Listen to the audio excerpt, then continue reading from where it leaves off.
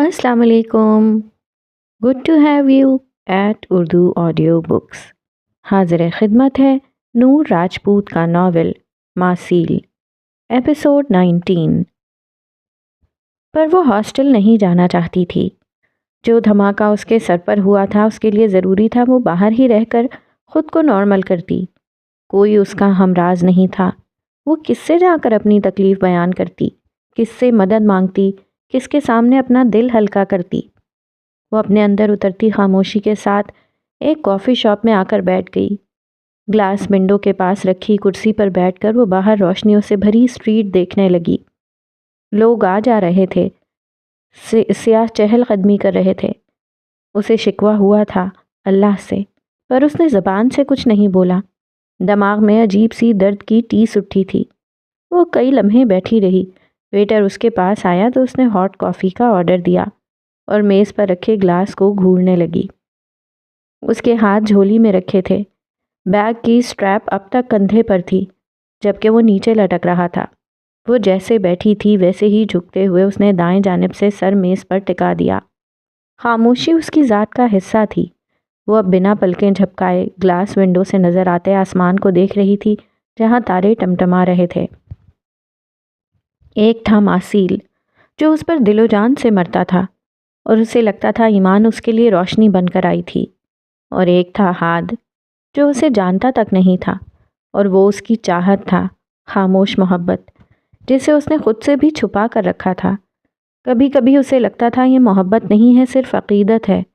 پر جب جب وہ سامنے آیا اس کے دل نے بغاوت کر دی تھی.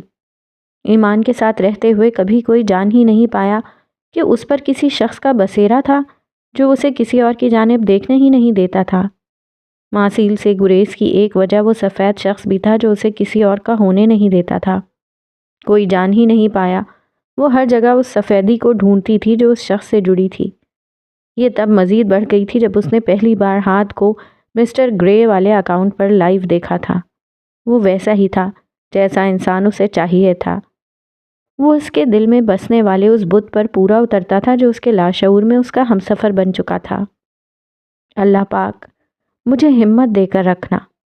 اس نے خاموشی سے آسمان کو تکتے نم آنکھوں اور خاموش لبوں سے التجا کی تھی. اس نے محبت کو خود سے چھپا کر رکھا تھا.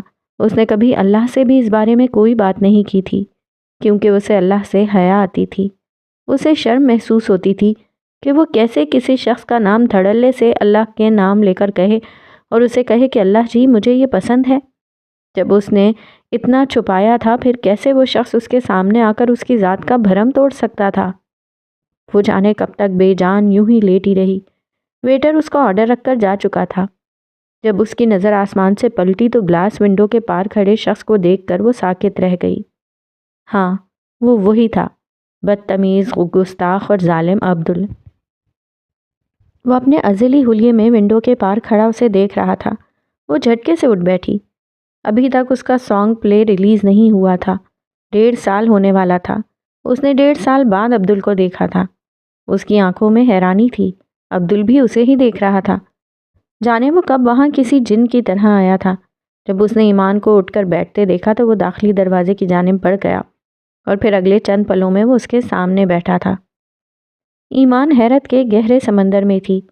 وہ پہلے سے زیادہ مضبوط حلیے میں تھا، ایک باکسر کے حلیے میں.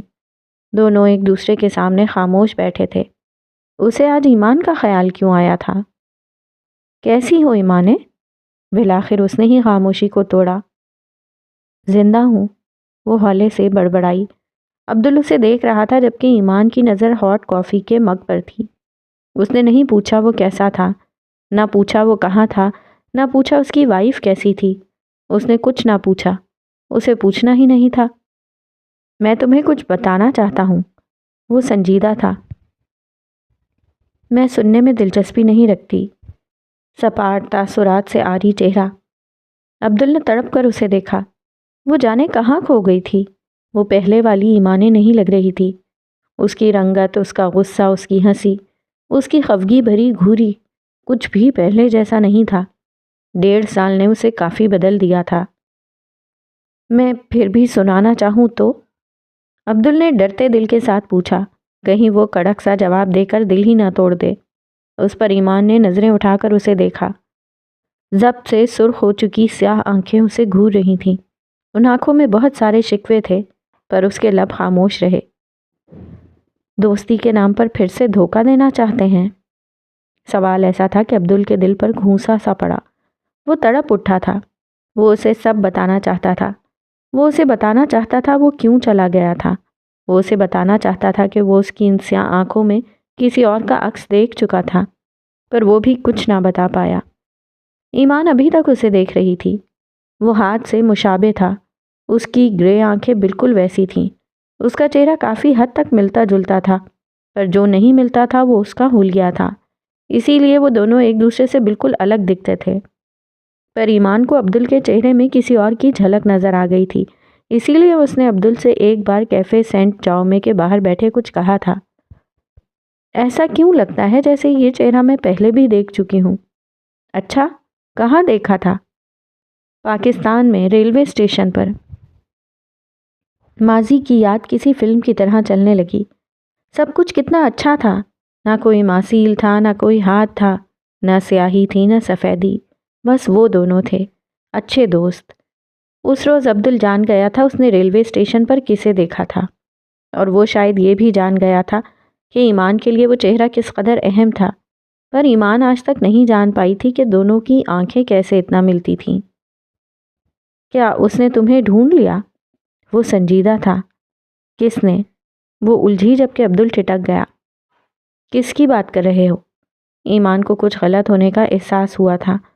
اس کی چھٹی حس کسی خطرے کی گھنٹی بجا رہی تھی جبکہ عبدل خاموش رہا۔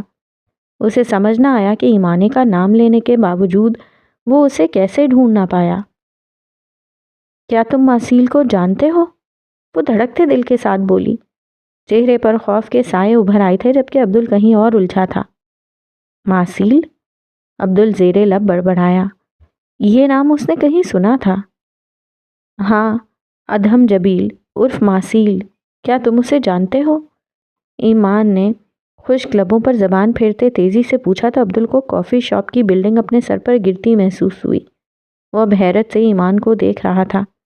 وہ کیسے ادھم کو جانتی تھی؟ اس نے آج ہی ایمان کی تلاش کی تھی کیونکہ وہ اسے بتانا چاہتا تھا وہ کون تھا، اس کا آرجے سے کیا تعلق تھا اور وہ کیوں غائب ہو گیا تھا۔ وہ اسے مل بھی گئی تھی، پر ادھم وہ کہاں سے آ گیا تھا؟ وہ اب بے یقینی سے ایمان کا چہرہ دیکھ رہا تھا۔ عبدل کے ساتھ جو پلے سانگ ریکارڈ کیا گیا ہے اس کی ریلیز روک دو۔ وہ کمرے کی کھڑکی میں کھڑا تھا جہاں سے پورا ویلینیسیا نظر آ رہا تھا۔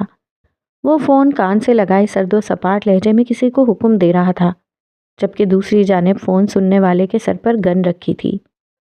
ایک شخص سوٹ بوٹ میں ملبوس، چہرہ ماسک میں چھپائے، اس کے سر پر کھڑا تھا۔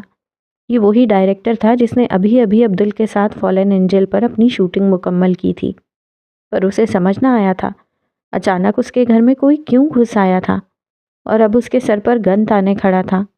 اس نے خاموشی سے ڈائریکٹر کو فون پکڑا دیا تھا۔ وہ اب کانپتی ٹانگوں سے فون کی دوسری جانب موجود شخص کا حکم سن رہا تھا۔ لیکن میں ایسا کیوں کروں؟ میں نے بہت پیسہ لگایا ہے اس پر، ڈائریکٹر نے احتجاج کیا۔ اسے اتنا سمجھ آ گیا تھا کہ یہ عبدل کا کوئی دشمن تھا۔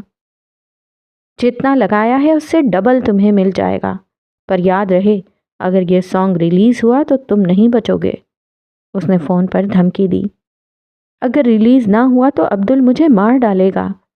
ڈائریکٹر کے چہرے پر خوف واضح تھا۔ عبدل آئے تو اسے یہ سب جو تمہارے ساتھ ہو رہا ہے صاف صاف بتا دینا۔ ٹوں ٹوں کی آواز سے فون بند ہو گیا۔ ماسک والے شخص نے گن ابھی تک اس کی کنپٹی پر رکھی ہوئی تھی۔ ڈائریکٹر کے پسینے چھوٹ گئے تھے۔ وہ اب اس وقت کو کوس رہا تھا جب اس نے عبدل کا سائن کیا تھا۔ اکاؤنٹ نمبر لکھو۔ ماسک والے شخص نے اپنا فون ڈائریکٹر کے سامنے کیا۔ کل سانگ کی ریلیز ڈیٹ تھی۔ ڈائریکٹر نے کانپتے ہاتھوں سے اس کے فون میں اپنا اکاؤنٹ نمبر ٹائپ کیا۔ آج شام تمہیں پیمنٹ مل جائے گی، پر یاد رکھنا یہ پلے سانگ اگر ہماری مرضی کے بنا ریلیز ہوا تو تم نہیں بچو گے، ماسک والے شخص نے پھنکارتے کہا اور پھر گن اس کے سر پر اس انداز میں ماری کہ وہ وہیں ڈھہ گیا۔ عبدل چلا گیا تھا، بنا کچھ بتائے، بنا کچھ بولے، جبکہ وہ وہیں بیٹھی رہ گئی۔ کئی لمحے وہ الجھے ذہن کے ساتھ یوں ہی بیٹھی رہی، چونکی تب جب ماسیل کا فون آیا۔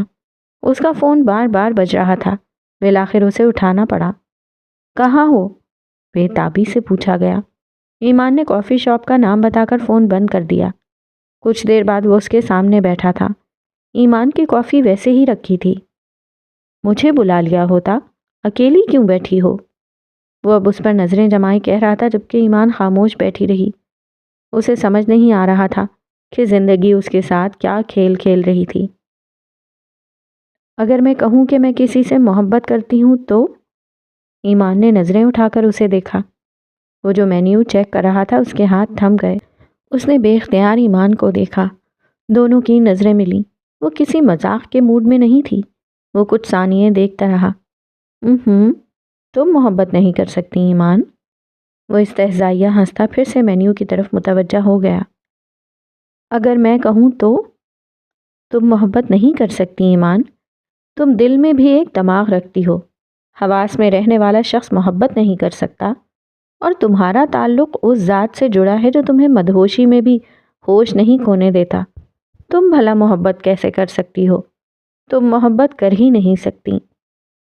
اس کی نظریں ابھی تک مینیو پر تھیں، پر اس کا لہجہ اس کے اندر کی تکلیف کو بیان کر رہا تھا۔ ماسیل، دا بت ساز، ایک لڑکی کی محبت نہیں جیت پایا تھا۔ وہ کتنے یقین سے کہہ رہا تھا۔ ایمان اسے دیکھتی رہی۔ ماسیل نے ویٹر کو بلا کر دونوں کے لیے فریش کافی کا آرڈر دیا، اور پھر جیسے گہرا سانس لیتے اپنے اندر کی تکلیف کو دبا کر اس کی جانب دیکھا۔ وہ مسکرا دی، پھیکی سی مسکراہٹ۔ ٹھیک ہی تو کہہ رہا تھا۔ وہ بھلا کسی سے محبت کیسے کر سکتی تھی؟ شاید یہ سب بس وقتی تھا۔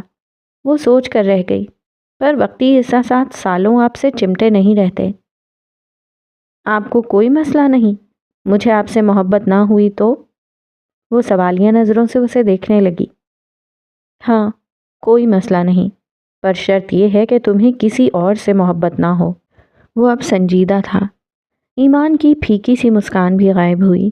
اس نے زبردستی مسکرانے کی کوشش بھی نہ کی۔ وہ بس خالی نظروں سے اسے دیکھتی رہی۔ ہو گئی تو؟ اس نے دھڑکتے دل کے ساتھ پوچھا۔ ماسیل نے چونک کر اسے دیکھا۔ کم از کم جب سے تم میرے ساتھ ہو، تب میں نے کسی ایسے شخص کو نہیں دیکھا جس پر تم جیسی لڑکی کا دل آ جائے۔ نو، نیور۔ تو مطلب ایسا ہو ہی نہیں سکتا۔ پر ماسیل نہیں جانتا تھا کہ وہ شخص تو ہمیشہ سے تھا، ہمیشہ سے، ہر جگہ، ہر کہانی میں، آنکھوں سے اوجھل پر وجود رکھنے والا۔ تم ایمانے کو ڈھونڈنے کب جاؤ گے؟ وہ دونوں اسکول میں تھے۔ جب سے وہ پاکستان واپس آئے تھے، عبدل کی زبان بس ایک ہی نام لیتی تھی، ایمانے، ایمانے، ایمانے۔ اس وقت بھی وہ اسکول کے گیٹ سے اندر داخل ہی ہوئے تھے جب عبدل نے پھر سے اس کا ذکر چھیڑ دیا۔ بھول جاؤ اسے، سنجیدہ سا ہاتھ سپاٹ لہجے میں بولا۔ کیا مطلب بھول جاؤں؟ اور کیوں بھولوں؟ اس کی پیشانی پر سلوٹیں ابھریں۔ کیونکہ وہ ہماری نہیں ہے، اور اب میرا دماغ کھانا بند کرو۔ وہ اکتا چکا تھا۔ دونوں موٹے موٹے کپڑے پہنے برف سے بنے قالین پر چل رہے تھے۔ دونوں کے ناک سرخ پڑ چکے تھے، اور دونوں جڑواں ہونے کی وجہ سے کافی حد تک ایک دوسرے سے مشابہ تھے۔ ہاتھ تیز تیز قدم بڑھاتا کلاس کی جانب جا رہا تھا۔ ایمانے ہماری ہے، سنا تم نے؟ وہ ہماری ہے، تمہیں اسے لانا ہی ہوگا، نہیں تو اچھا نہیں ہوگا۔ وہ پیچھے کھڑا زور سے چلایا، اور پھر تیزی سے مٹھی بھر کر برف کا گولا بنایا اور اپنی پوری قوت سے ہاتھ کو دے مارا۔ ہاتھ نہ رکا نہ پلٹا۔ وہ اسی رفتار سے آگے بڑھتا رہا، جبکہ عبدل کا چہرہ غصے سے مزید سرخ ہوا۔ ایسے کیسے وہ مکر سکتا تھا؟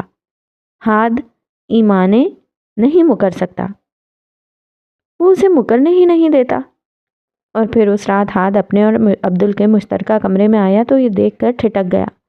عبدل نے دونوں کے سنگل بیڈ کے درمیان رکھے سفید رنگ کے سائیڈ ٹیبل پر ایمانے کی تصویر، جو اس نے اسپتال میں بنائی تھی، فریم کروا کر رکھی ہوئی تھی۔ وہ دونوں عمر میں چھوٹے تھے، پر ذہنی طور پر وہ اپنے آپ کو کسی نوجوان سے کم نہیں سمجھتے تھے۔ ہاتھ کو اپنے کمرے میں انسانوں یا جانوروں کی تصویریں نہیں پسند تھیں۔ وہ گہرا سانس لیتے آگے بڑھا اور اس نے فریم کو الٹ کر رکھ دیا۔ وہ جھک کر اپنے جوتے اتار رہا تھا جب عبدل کمرے میں آیا۔ وہ اپنے ننھے ہاتھوں سے فٹ بال تھامے ہوا تھا۔ اس نے جیسے ہی فریم کو الٹا رکھا دیکھا تو اس کی تیوری چڑھ گئی۔ اس نے تیزی سے آگے بڑھ کر فریم سیدھا کر کے رکھا۔ ہاتھ نے اسے گھور کر دیکھا پر کہا کچھ نہیں۔ اگر تم نے دوبارہ ایمانے کی تصویر کو ہاتھ لگایا تو میں تمہارا گلا کاٹ دوں گا۔ کسی پیشہ ور قاتل کی طرح وہ اسے دھمکی دے کر جا چکا تھا، جبکہ ہاتھ ایمانے کو گھور کر رہ گیا۔ یہ تو طے تھا، عبدل اسے ایمانے کو کبھی بھولنے نہیں دے سکتا تھا۔ ہاتھ اکیڈمی کے لان میں دھری کرسیوں میں سے ایک پر بیٹھا تھا۔ وہ اس اکیڈمی کے ایم ڈی کے ساتھ بیٹھا تھا جو اس کا کلاس فیلو رہ چکا تھا۔ ایم ڈی کا نام مرتضیٰ تھا اور وہ ٹرکی سے تھا۔ ہاتھ کی اس سے اچھی بول چال تھی۔ وہ دونوں اس وقت ڈوبتے سورج کی کرنوں تلے بیٹھے تھے۔ میز پر کافی کے 2 مگ پڑے تھے، ساتھ ہی لمبی راہداری تھی جو سیدھا سیمینار روم تک جا رہی تھی۔ وہ دونوں کسی موضوع پر گفتگو کر رہے تھے جب مرتضیٰ کی نظر سامنے سے آتی ایمان پر پڑی تھی۔ وہ سیاہ سادہ شلوار قمیص پہنے ہوئے تھی۔ سیاہ شال اس کے کندھوں پر تھی جبکہ پاؤں سیاہ جوتوں میں قید تھے۔ اس کا بیگ کندھے پر تھا۔ وہ آفس سے سیدھا اکیڈمی آتی تھی۔ اس کے سر پر کریم کلر کا اسکارف تھا۔ اس نے پونی ٹیل کر رکھی تھی اور اسکارف اچھے سے سر پر جمع تھا۔ وہ اس حلیے میں آتی بہت اچھی لگ رہی تھی۔ مرتضیٰ کی نظر جیسے ہی اس پر پڑی اس نے فوراً کہا، ہاتھ، شی از دا ون، یہ وہی ہے ایمان بنت عبداللہ جس کے کالمز اور آرٹیکل تمہیں پسند آئے تھے۔ اس کے کہنے پر ہاتھ نے ذرا سا رخ موڑ کر ایمان کو دیکھا۔ وہ اب فون پر مصروف تھی۔ وہ اسے پہچان چکا تھا۔ وہ چہرے نہیں بھولتا تھا۔ اسے وہ چہرہ یاد تھا۔ بے شک یہ کافی سال پہلے کی بات تھی پر اس نے زندگی میں پہلی بار کسی لڑکی کو اپنی جیکٹ دی تھی۔ کافی ذہین لڑکی ہے۔ میں نے اس کا فارم چیک کیا تھا۔ پاکستان سے تعلق ہے، دن میں جاب کرتی ہے اور شام میں یہاں آتی ہے۔ دونوں کی نظریں اسی پر جمی تھیں۔ وہ قدم قدم بڑھاتی ان کے قریب آ رہی تھی۔ اگر تھوڑی محنت کی جائے تو یہ لڑکی لکھنے کے ساتھ ساتھ اچھا بول بھی لے گی۔ وہ قریب آئی اور بنا ان کی جانب دیکھے آگے بڑھ گئی۔ مرتضیٰ کو تھوڑی حیرانی ہوئی۔ کیا وہ واقعی 2 خوبصورت مردوں کو بنا دیکھے گزر گئی تھی؟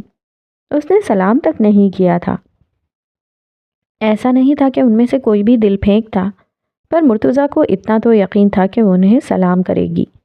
عموماً مسلمان لڑکیاں ان کے احترام میں گزرتے ہوئے سلام ضرور کرتی تھیں، اور غیر مسلم جو سیکھنے آتی تھیں وہ ہر طرح سے گفتگو کی کوشش کرتی تھیں۔ وہ جا چکی تھی۔ اس نے پلٹ کر بھی نہیں دیکھا۔ ہاتھ نے گہرا سانس فضا میں خارج کیا۔ کیا اس نے ابھی ابھی ہمیں نظر انداز کیا ہے؟ مرتضیٰ نے حیرت سے ہاتھ کو دیکھا۔ اب تم اس کی اتنی تعریف کر رہے تھے، اگر وہ یہاں رک کر ہم سے بات کرنے کی کوشش کرتی تو میں ڈس اپوائنٹ ہو جاتا۔ اچھا ہوا وہ گزر گئی۔ ہاتھ کی الگ ہی منطق تھی۔ اسے فین گرل ٹائپ لڑکیاں کبھی اچھی نہیں لگی تھیں۔ اس کی بات سن کر مرتضیٰ ہولے سے مسکرا دیا۔ بس ثابت ہوا اسے احمد مرتضیٰ اور ہاتھ جبیل میں کوئی دلچسپی نہیں ہے۔ وہ سوچتے ہوئے بولا تو ہاتھ مسکرائے بنا نہیں رہ پایا۔ وہ دونوں اب 10 سال کے تھے۔ ہاتھ لائبریری میں بہت ساری کتابیں کارپیٹ پر پھیلائے بیٹھا۔ وہ کسی سوال کا جواب ڈھونڈ رہا تھا۔ اچانک کسی آندھی طوفان کی طرح بھاگتا ہوا عبدل اندر داخل ہوا۔ اس کا سانس پھولا ہوا تھا۔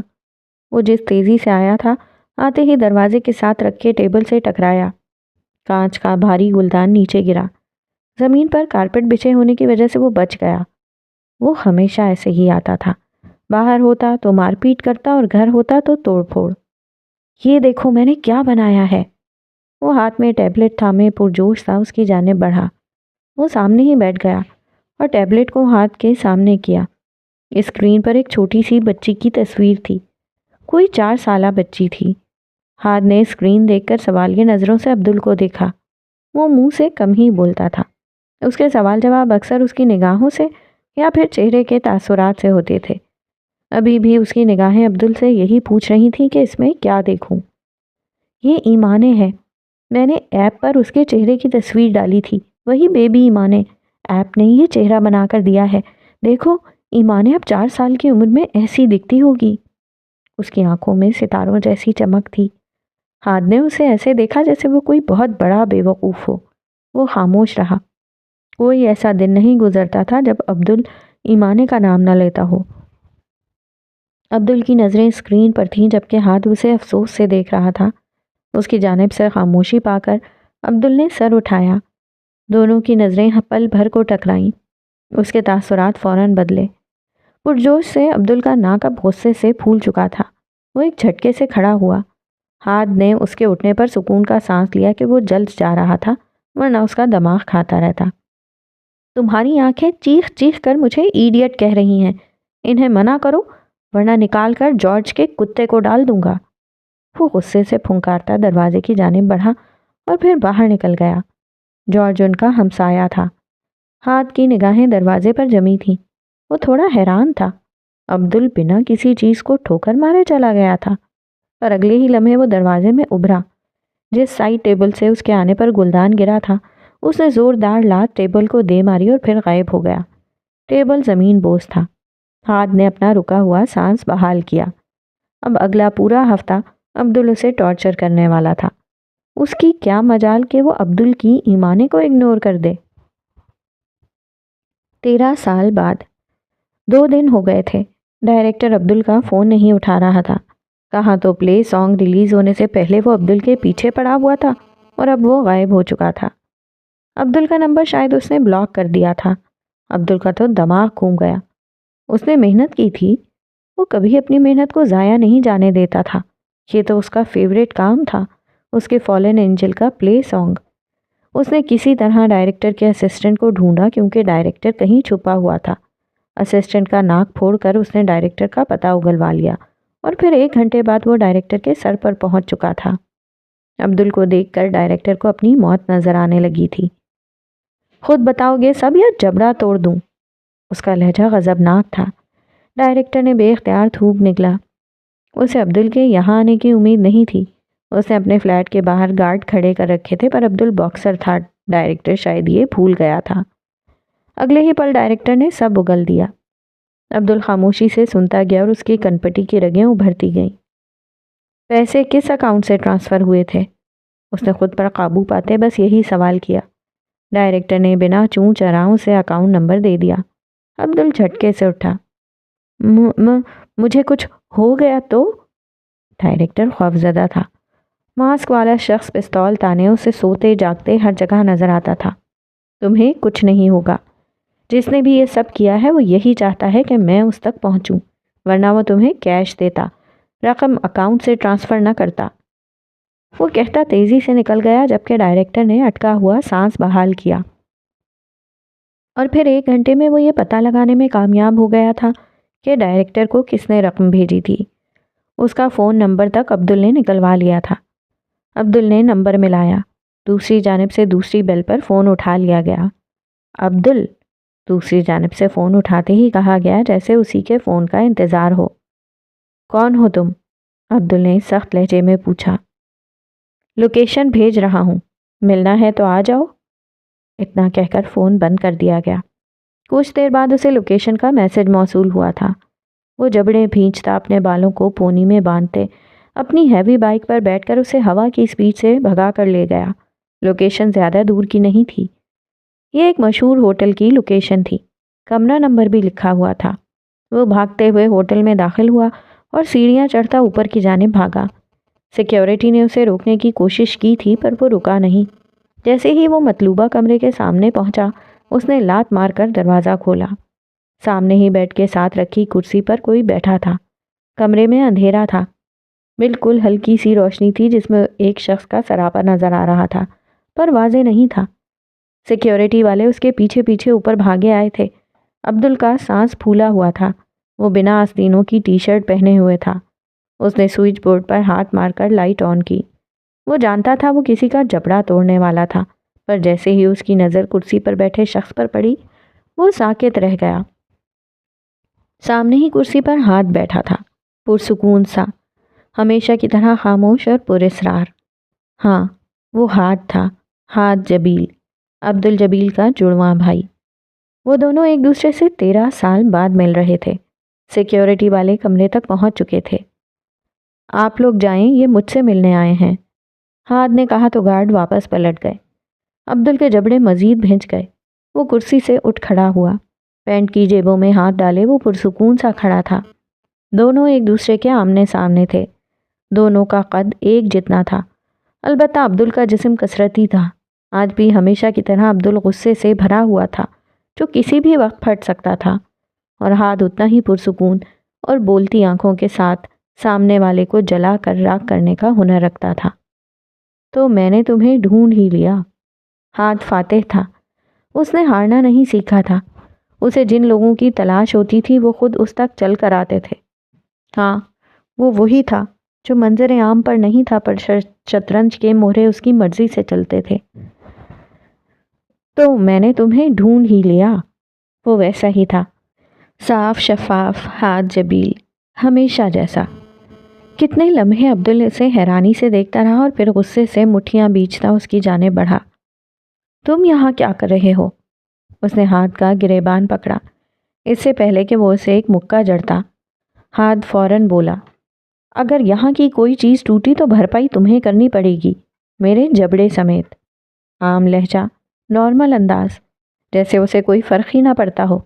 عبدل کا مکہ ہوا میں ہی معلق ہو گیا۔ کسی کی سیاہ آنکھوں میں اسے اپنے سامنے کھڑے شخص کا سراپا نظر آیا تھا۔ اس نے جھٹکے سے ہاتھ کا گریبان چھوڑ دیا۔ دھیمی سی مسکان ہاتھ کے لبوں کو چھو گئی۔ اس نے جھاڑنے والے انداز میں اپنی شرٹ کا کالر درست کیا۔ وہ ہمیشہ کی طرح پرسکون تھا، اور اس کا یہ پرسکون انداز عبدل کو آگ لگاتا تھا۔ اب وہ ضبط کے کڑے مراحل سے گزر رہا تھا۔ اس نے کبھی سوچا نہیں تھا ہاتھ اسے ڈھونڈ لے گا۔ خاموش رہنے والا ہاتھ بولنا سیکھ گیا تھا۔ باہر چل کر بات کریں؟ ہاتھ نے اپنا فون اٹھاتے نرم لہجے میں کہا تو عبدل نے اسے گھوری سے نوازا اور پھر دروازے کو ٹھوکر مارتے کمرے سے نکل گیا۔ ہاتھ نے اس کی حرکت پر گہرا سانس لیا اور فوراً اس کے پیچھے لپکا، اس سے پہلے کہ وہ غائب ہو جاتا۔ آپ کو سب سے زیادہ خوف کس چیز سے آتا ہے؟ کوئی فوبیا؟ سب سے بڑا فوبیا؟ اس نے ماسیل کو میسج کیا تھا، اکیلے رہ جانے تھے۔ کچھ دیر بعد اس نے جواب دے دیا تھا، ہزاروں چاہنے والے ہیں آپ کے، پھر ڈر کیسا؟ وہ الجھی تھی۔ مجھ جیسے لوگ آخر میں اکیلے رہ جاتے ہیں۔ ہاں، وہ ٹھیک کہہ رہا تھا۔ عبداللہ شہاب بھی آج اکیلا تھا، کوئی نہیں تھا اس کے پاس۔ وہ خاموش ہو گئی، ذہن بری طرح الجھا ہوا تھا۔ ہاتھ کا آنا اور پھر عبدل کا ملنا، اس کی سمجھ سے یہ سب باہر تھا۔ روز ہاتھ کو اپنے سامنے دیکھ کر وہ کیسے بکھر جاتی تھی وہی جانتی تھی۔ پتہ نہیں وہ شخص واپس کیوں نہیں جا رہا تھا۔ اور تم مستقبل میں کس بات کو لے کر خوفزدہ ہو؟ ماسیل پوچھے بنا نہیں رہ پایا تھا۔ پاگل ہو جانے سے، اس نے نہیں چھپایا، صاف صاف بتا دیا۔ مجھے خوف آتا ہے، مجھے ڈر لگتا ہے، کبھی کبھی کبھی کبھی خود کو کسی پاگل خانے میں پاتی ہوں۔ یہ خوف میرا پیچھا نہیں چھوڑتا۔ اوہ کم آن ایمان، تم بہت اسٹرانگ ہو، تمہیں خود پر پورا کنٹرول ہے، تم پاگل نہیں ہو سکتی۔ ماسیل کا میسج پڑھتے وقت اس کی آنکھیں نم ہو گئیں۔ وہ کہہ نہ پائی کہ اسے عبداللہ شہاب کی طرح بے وفائی کرنے سے ڈر لگتا تھا جیسے اس نے کی تھی اپنی بیوی سے، اور ایمان کو آج کل یہ خوف ستا رہا تھا کہ اس کا انجام عبداللہ شہاب جیسا نہ ہو۔ وہ بھی اپنے دل کو ہزار چاہنے کے باوجود ادھم جبیل کی طرف مائل نہیں کر پائی تھی۔ وہ اس کی محبت کو اپنا کر اب ان زنجیروں سے آزادی چاہتی تھی، اور وجہ بہت ساری تھی۔ ماسیل وہ شخص نہیں تھا جس کی اس نے کبھی چاہ کی تھی، اور اسے یہ خوف تھا اگر وہ بے وفا ہوئی تو حواس کھو دے گی۔ وہ اب اسے کال کر رہا تھا، وہ اس سے بات کرنا چاہتا تھا جبکہ ایمان نے فون بند کر دیا تھا۔ کیا کرنے آئے ہو یہاں؟ وہ دونوں تقریباً سنسان ہوئی پتھریلی سڑک پر چل رہے تھے۔ عبدل کا ناک غصے سے اب تک پھولا ہوا تھا۔ تم سے ملنے، تمہیں ڈھونڈنے۔ وہ دونوں قدم ملاتے چل رہے تھے۔ اسٹریٹ لیمپوں کی روشنی میں ان کے سائے لمبے ہوتے جا رہے تھے۔ وجہ؟ عبدل نے نخوت سے پوچھا۔ 13 سالوں سے عبدل بن بن کر تھک گیا ہوں۔ وہ رک گیا۔ مجھے میری شناخت اب واپس چاہیے۔ اس بار عبدل کو بھی رکنا پڑا۔ وہ پینٹ کی جیبوں میں ہاتھ ڈالے کھڑا تھا۔ بال نفاست سے سیٹ تھے، صاف ستھرے کپڑے اور مہکتا سراپا۔ کیوں؟ تم تو خاص ہو، عام انسانوں سے الگ، تمہیں درد بھی نہیں ہوتا، تم کیسے تھک سکتے ہو؟ عبدل کا لہجہ طنزیہ تھا۔ اسے ہمیشہ سے جو بات آگ لگاتی تھی وہ اس کا خاص ہونا تھا۔ جو باقیوں سے الگ ہوتا ہے وہ خاص بن جاتا ہے، اور عبدل کو اپنا بچپن یاد تھا، جب لوگوں نے ہاتھ کے پیچھے جانے کیا کچھ نہیں کیا تھا۔ 13 سال گزارنے کے بعد بھی وہ اپنی 15 سالہ وہ زندگی نہیں بھولا تھا جو اس نے ہاتھ کے ساتھ گزاری تھی۔ میرا خاص ہونا میں نے نہیں چنا تھا، ہاتھ نے سپاٹ لہجے میں کہا۔ اس کی بات سن کر عبدل 2 قدم چل کر واپس آیا۔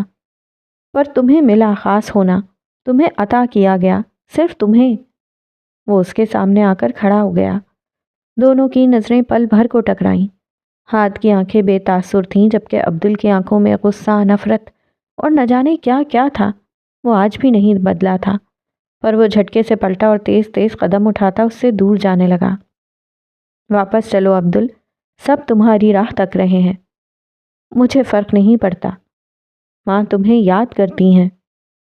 ماں مضبوط عورت ہے جو اپنے شوہر کے بنا عمر بھر گزارا کر سکتی ہے، وہ میرے بنا بھی عمر گزار دے گی۔ وہ رکا نہیں تھا، تڑا تڑ جواب دیتا آگے بڑھتا رہا۔ ہاتھ وہیں کھڑا رہا، البتہ عبدل نے اپنی بات پہنچانے کے لیے اسے اپنی آواز اونچا کرنا پڑی تھی۔ میں انہیں ڈھونڈ لوں گا، میرے پاس ڈیڈ کو ڈھونڈنے کا راستہ ہے۔ عبدل کے قدم ساکت ہوئے۔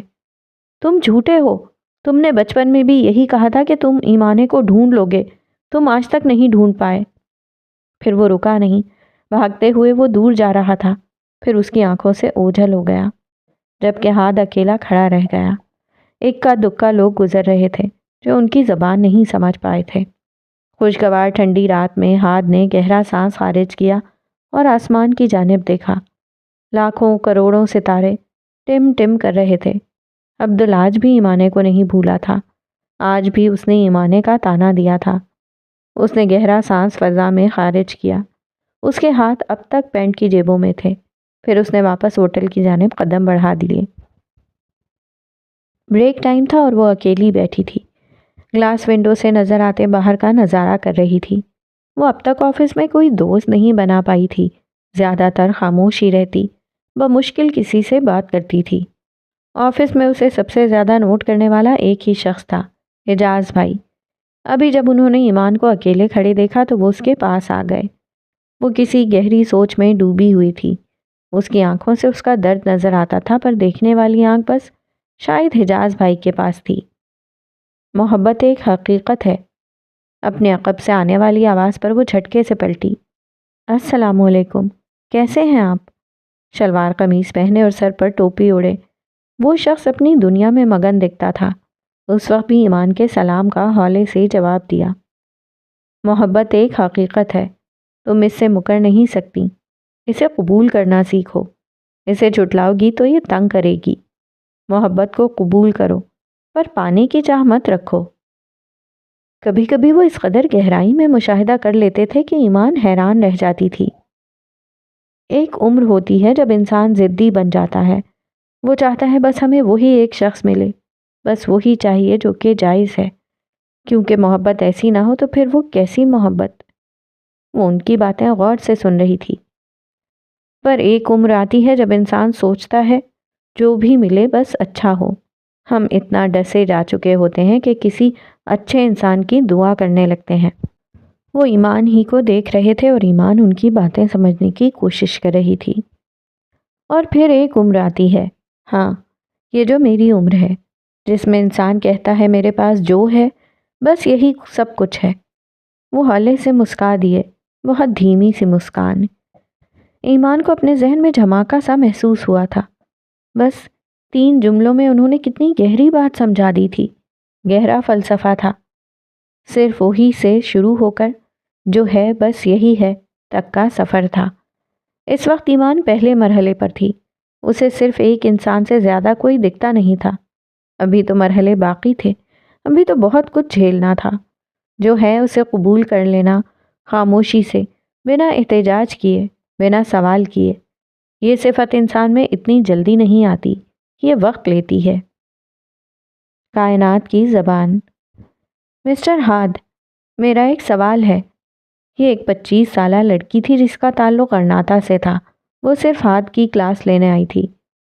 آج کل بہت سارے نان مسلم صرف اس لیے اسلام قبول کر رہے ہیں کہ انہیں قرآن پاک میں جو باتیں لکھی ہیں وہ سائنس کے ذریعے مل رہی ہیں۔ کیا یہ صحیح ہے؟ کیا ہم صرف اس لیے خدا پر ایمان لا سکتے ہیں کہ اس کی بھیجی گئی کتاب، جو آج 1400 سال بعد سائنس کے ذریعے سچی ثابت ہو رہی ہے، جو کائنات کے بارے میں بتایا گیا ہے، یہ سب سچ ہو رہا ہے؟ آپ کا اس بارے میں کیا خیال ہے؟ آج وہ ہلکے آسمانی رنگ کی ڈریس شرٹ میں تھا، کف فولڈ کر رکھے تھے، اور وہ اپنے ازلی انداز میں مائکرو فون لگائے اسٹیج کے سامنے کھڑا تھا۔ اس کے پاس آج بھی پزل باکس تھا۔ اس نے غور سے لڑکی کی بات سنی۔ وہ ماڈرن کپڑے پہنے ہوئے تھی اور وہ مسلمان نہیں لگ رہی تھی۔ پہلے تو ہمیں سمجھنا ہوگا کہ سائنس کیسے کام کرتی ہے۔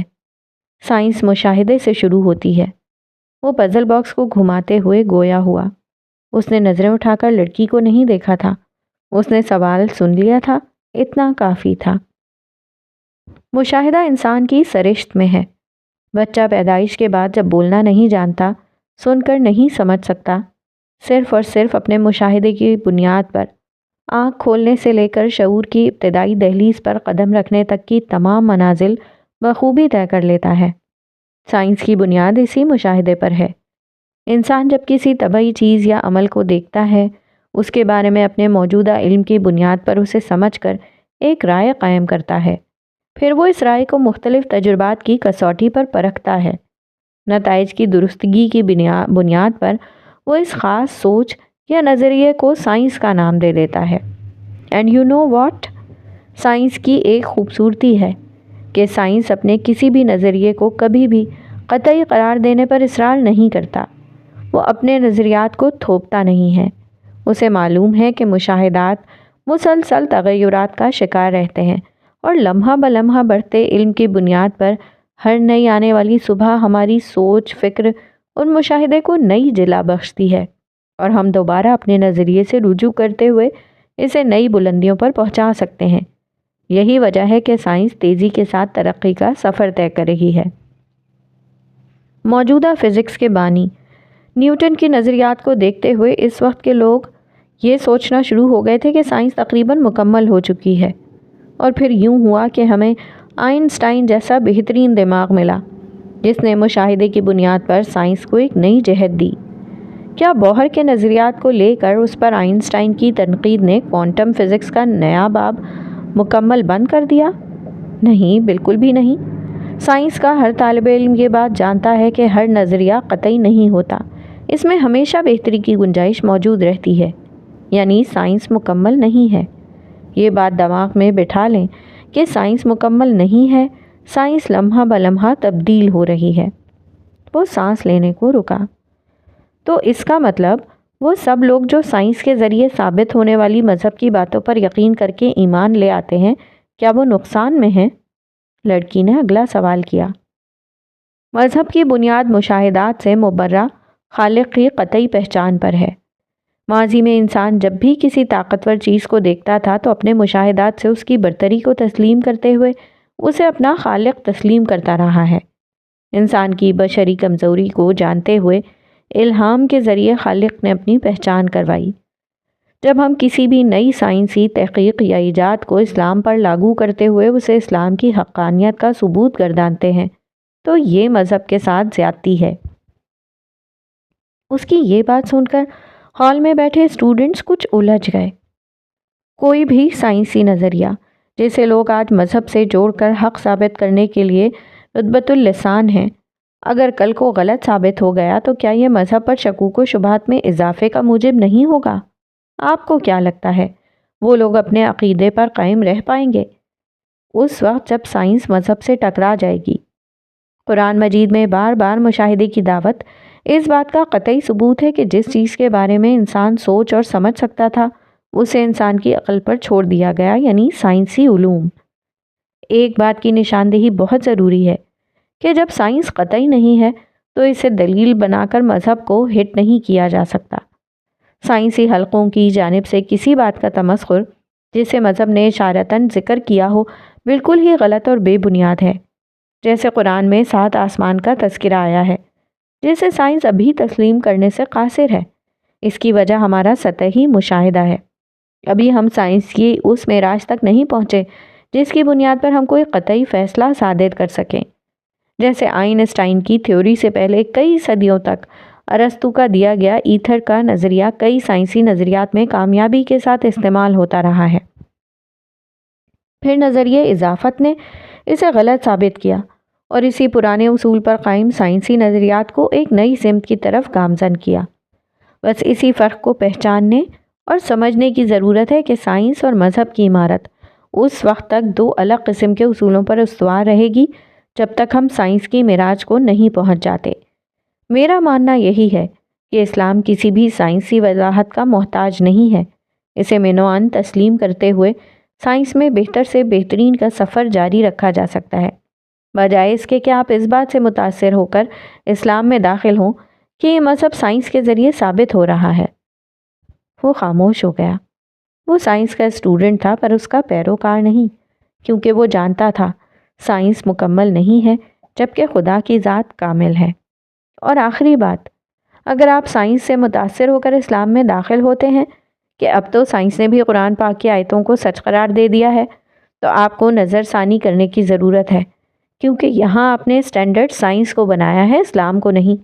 آپ سائنس پر ایمان لائے ہیں، اللہ پر نہیں۔ آپ ضرور سوچیں آپ کس کے پیروکار ہیں۔ وہ بول رہا تھا پر ایمان کا ذہن اسے ایک لفظ پر اٹک گیا تھا، لفظ ایتھر پر۔ اسے یاد تھا، اس نے پڑھا تھا، ارسطو کا ماننا تھا کہ کائنات ایتھر سے بھری ہے۔ یہ شفاف ہے اور تبدیل نہ ہونے والا ہے، نہ سرد ہے اور نہ گرم، نہ خشک ہے نہ گیلا۔ زمین کائنات کا مرکز ہے، اس کے گرد مادی کرے ہیں۔ کائنات کرے کی شکل میں اور محدود ہے، اس میں اوپر نیچے دائیں بائیں کے تصورات موجود ہیں۔ خالی کوئی شے نہیں ہو سکتی، خلا غیر فطری شے ہے۔ کوئی اور سوال؟ اس نے ہال میں نظر گھمائی اور تبھی ایمان نے ہاتھ کھڑا کیا۔ وہ پہلی بار براہ راست اس سے کوئی سوال کر رہی تھی۔ ہاتھ کو خوشگوار حیرت ہوئی۔ یس پلیز، وہ متوجہ ہوا۔ آپ نے ابھی ایک لفظ استعمال کیا ہے، ایتھر۔ کائنات ایتھر سے بھری پڑی ہے، اس کا کیا مطلب ہے؟ اور ہاتھ آوازیں بھی نہیں بھولتا تھا۔ اسے لگا اس نے یہ آواز کہیں سنی تھی پہلے بھی، پر اسے فوراً یاد نہ آیا کہ کہاں۔ خاموشی سے اور پوری توجہ کے ساتھ، ابھی وہ سننے کے مراحل میں تھی، وہ کسی سے بات بھی کم ہی کرتی تھی۔ گریٹ، مطلب آپ کے پاس سننے کی صلاحیت ہے۔ اسے ایسے لوگ پسند تھے جو مکمل طور پر اپنے حواسوں میں رہتے ہوں، اور ایمان ان میں سے ایک تھی۔ ایتھر کی اصطلاح قدیم یونانیوں سے نکلی ہے۔ اس کا مطلب تھا خلا کے اوپری علاقے یا آسمان، یا وہ مادہ جس نے ان بالائی علاقوں کو بھر دیا ہے۔ کچھ یونانی فلسفیوں، خاص طور پر ارسطو نے ایتھر کو پانچواں کلاسیکی عنصر پانی، آگ، ہوا اور زمین کے ساتھ کہا۔ ارسطو نے دعویٰ کیا کہ آسمان یعنی جنت کسی زمینی مادے سے نہیں بن سکتے کیونکہ وہ غیر تبدیل ہوتے ہیں، اس لیے انہیں آسمانی مادہ یعنی ایتھر سے بنا ہونا چاہیے۔ بعد میں اس اصطلاح کو طبیعیات دانوں نے کسی مادے، میڈیم یا فیلڈ کو بیان کرنے کے لیے استعمال کیا جو پوری جگہ کو بھرتا ہے اور جس کے ذریعے مخصوص لہریں یا قوتیں پھل سکتی ہیں اور سفر کر سکتی ہیں۔ یہ بہت سے نظریات میں واضح مسائل پر قابو پانے کے لیے استعمال کیا جاتا تھا۔ مثال کے طور پر نیوٹن کے گریوٹی کے قانون کے مطابق گریوٹی فوری طور پر اور ایک خاص فاصلے پر کام کرتی ہے، یہ انسانی عقل کے خلاف ہے۔ اور پھر ایک میڈیم جو متعارف کروایا گیا وہ تھا گریویٹیشنل ایتھر، جس کے ذریعے گریوٹی کی طاقتیں پھیلتی ہیں، یعنی ایتھر ایک میڈیم کے طور پر کام کرنے لگا، اور یوں ایتھر پوری کائنات میں پھیل گیا، یا کہہ لیں کائنات ایتھر سے بھری ہوئی کہلائی جانے لگی۔ اور پھر آئنسٹائن نے اس نظریے کو اپنے نظریے سے رد کر دیا۔ آپ لوگ اس پر غور کریں کہ سائنس کا نظریہ کتنا ہی بڑا کیوں نہ ہو، وہ رد ہو جاتا ہے۔ بعد میں آنے والوں نے اپنے سے پہلے والوں کو رد کر دیا۔ یاد رکھیں، کائنات کی زبان فلسفہ نہیں ہے۔ ہم فلسفوں کی بنا پر کائنات کو بیان نہیں کر سکتے۔ اس کائنات کو ہماری منطق کی پرواہ نہیں۔ ہم اس کو نہیں جانتے لیکن جاننے کی کوشش کر سکتے ہیں۔ ہم اس سے بات کرنے کا گر سیکھ سکتے ہیں۔ وہ سیشن کے بعد کچھ کتابیں ڈھونڈنے لائبریری آ گئی۔ اس کا دل ابھی تک دھڑک رہا تھا۔ اس شخص سے بات کرنا کتنا مشکل تھا۔ وہ شیلفوں پر رکھے کتابوں کو گھورتے خود کو نارمل کرنے کی کوشش کر رہی تھی جب اسے کسی نے عقب سے مخاطب کیا۔ ایمان بنت عبداللہ؟ اس نے پلٹ کر دیکھا تو سامنے ہی مرتضیٰ کھڑا تھا۔ وہ تھوڑا حیران ہوئی۔ جی کیا آپ ہماری ٹیم کا حصہ بنیں گی؟ ہم چاہتے ہیں ہم لڑکیوں کو بھی آگے لائیں، انہیں اس پلیٹ فارم کا حصہ بنائیں تاکہ وہ آگے بڑھ کر بولنا سیکھیں۔ سوال ایسا تھا کہ وہ حیران رہ گئی، اسے اس کی توقع نہیں تھی، پر اکیڈمی کا مینیجنگ ڈائریکٹر اگر بات کرنے آیا تھا تو یقیناً کوئی خاص بات ہی تھی۔ میں؟ اسے جیسے اپنے کانوں پر یقین نہ آیا۔ ہاں آپ، ہم آپ کو اپنی اسپیشل کلاس میں داخل کرنا چاہتے ہیں، پر اس کے لیے آپ کو وقت دینا ہوگا، صبح سے شام تک یہاں سیکھنا ہوگا۔ وہ اس کی جانب دیکھ رہا تھا۔ وہ ایسا ہی تھا، خود اسٹوڈنٹ سے بات کرتا، ان سے سوال کرتا تاکہ اسے پتہ چلتا رہے کہ اکیڈمی کے حالات کیسے چل رہے ہیں۔ پر میں کیسے؟ اسے جیسے ابھی تک یقین نہیں آیا تھا۔ آپ اپنی قابلیت کے بارے میں نہیں جانتی ہیں، آپ بہت کچھ کر سکتی ہیں۔ میں نے اور مسٹر ہارد نے یہ فیصلہ کیا ہے کہ ہم پرماننٹ آپ کو اپنی ٹیم میں لے لیں۔ اس کا دل جیسے دھڑکنا بھول گیا۔ کیا اس شخص کی زبان پر کبھی ایمان کا نام بھی آیا تھا؟ اس نے خشک لبوں پر زبان پھیری، آنکھوں میں ایک دم ہی نمی امڑ آئی۔ کتنے خواب تھے اس کے، وہ خود کسی ایسی ٹیم کا حصہ بننا چاہتی تھی، پر گھر کے حالات نے اسے در در کی ٹھوکریں کھانے پر مجبور کر دیا تھا۔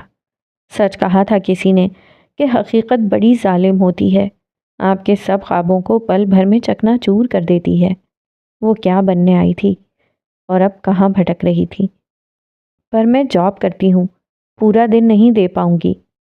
اس نے صاف صاف بات کرنا مناسب سمجھا۔ اس کی بات سن کر گلابی رنگت والے مرتضیٰ کے ہونٹ اوہ کے انداز میں سکڑے۔ کیا آپ جاب چھوڑ نہیں سکتی؟ اس سوال پر ایمان کے لب بھینچ گئے۔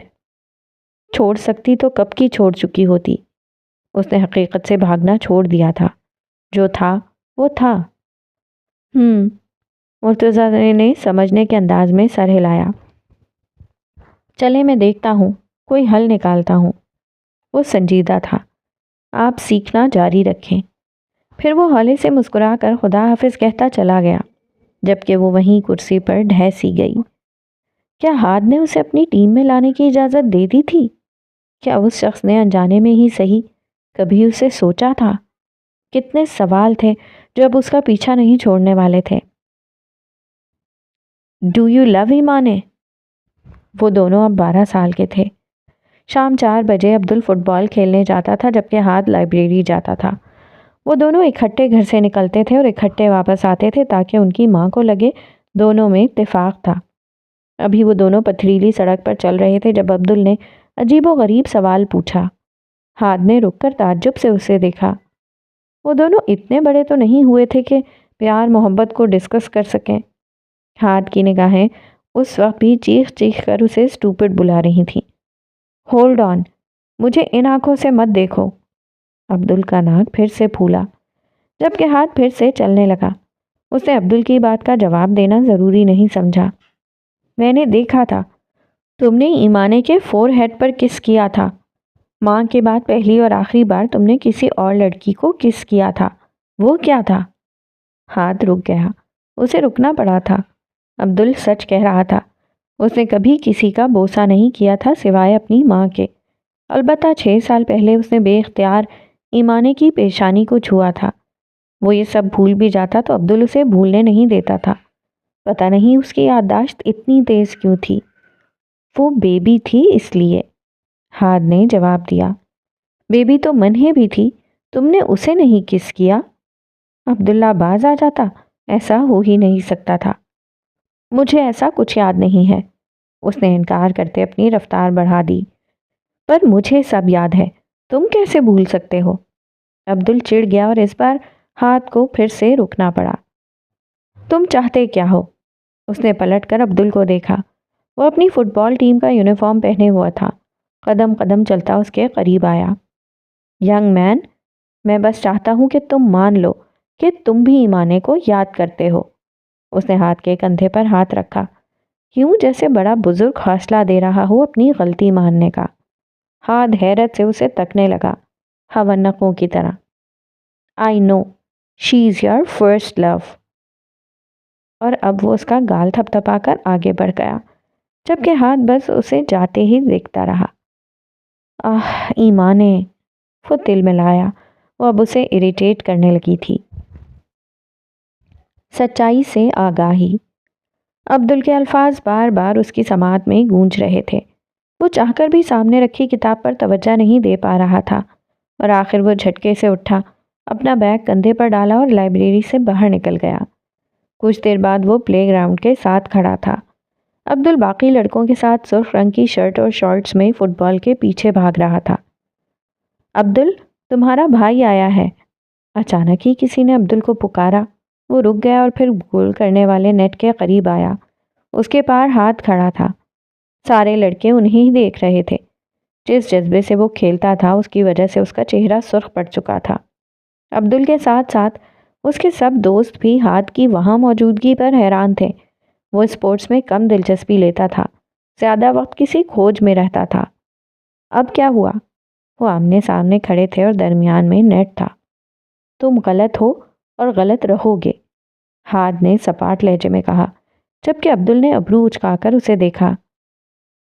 میرا فرسٹ لو موم ہے اور ہمیشہ رہیں گی، اس نے واضح کر دیا۔ عبدل حیران ہوا۔ وہ گھنٹے بعد یہ بات بتانے آیا تھا، بلکہ کلیئر کرنے آیا تھا۔ یو آر رانگ، میں کسی ایمانے کو نہیں جانتا اور نہ جاننا چاہتا ہوں، وہ سپاٹ لہجے میں کہتا جھٹکے سے مڑا اور تیز تیز قدم اٹھاتا ان سے دور جانے لگا۔ عبدل کمر پر ہاتھ جمائے کھڑا تھا۔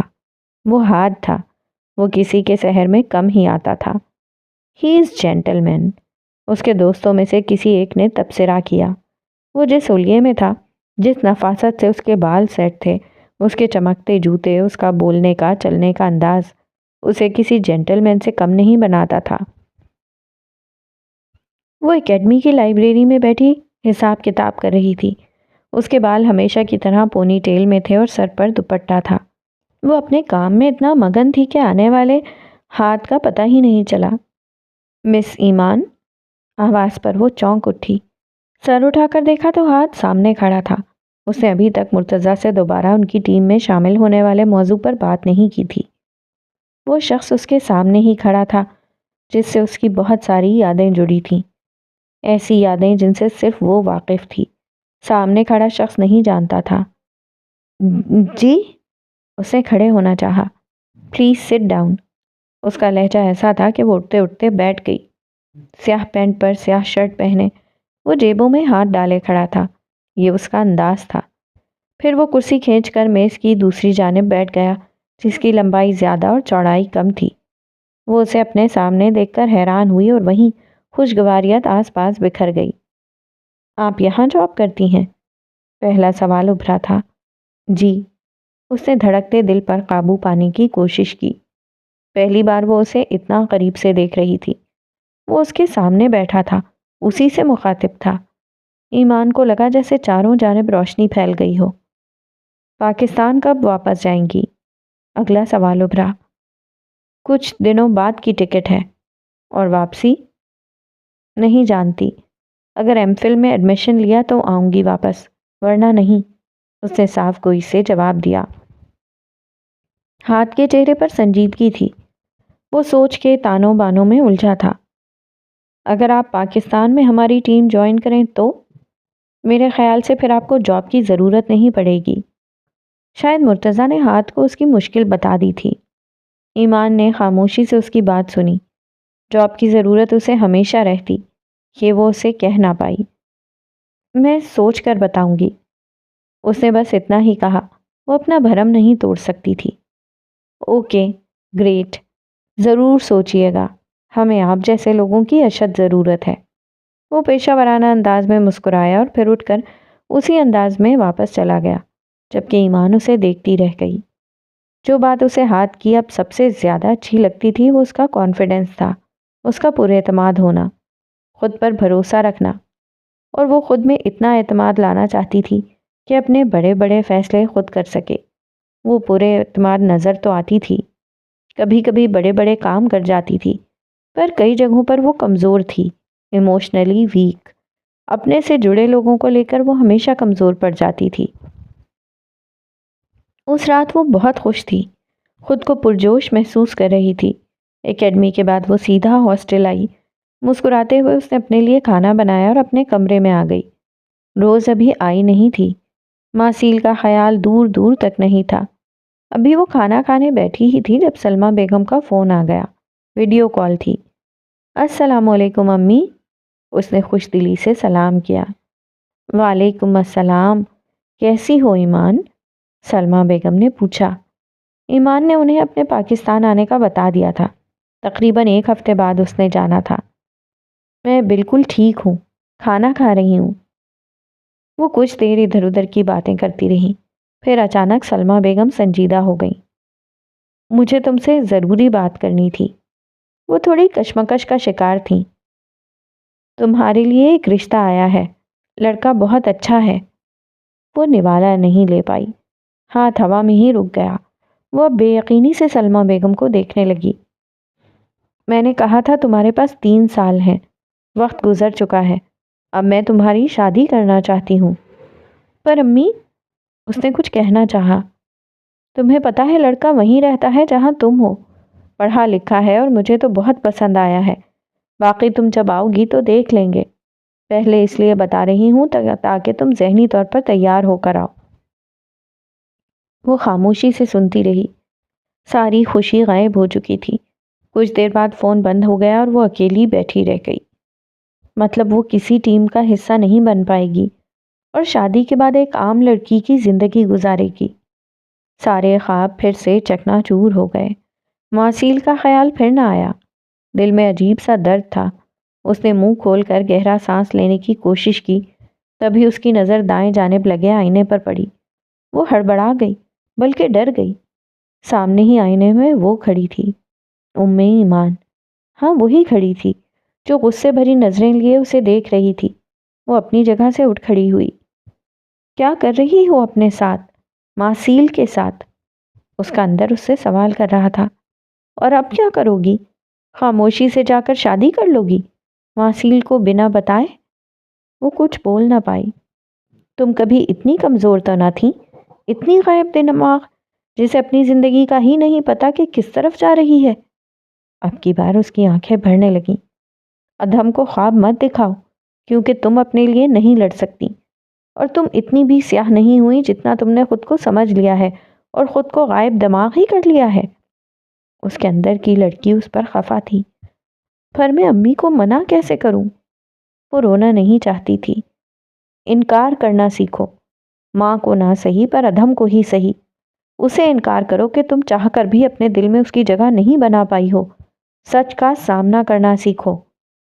آئینے میں نظر آتا وہ ہیولا غائب ہو گیا اور وہ پھر سے اکیلی رہ گئی۔